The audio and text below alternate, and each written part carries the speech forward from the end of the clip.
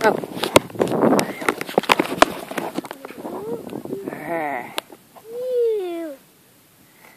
Kakaiba siya, oh.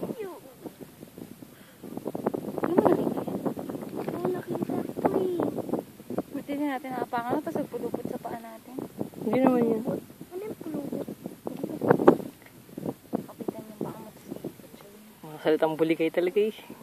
Pulupot yung tawag doon. Ah!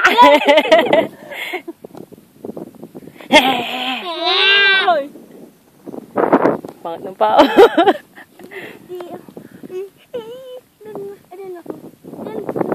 Doon ba siya nan? Dito ba siya nan?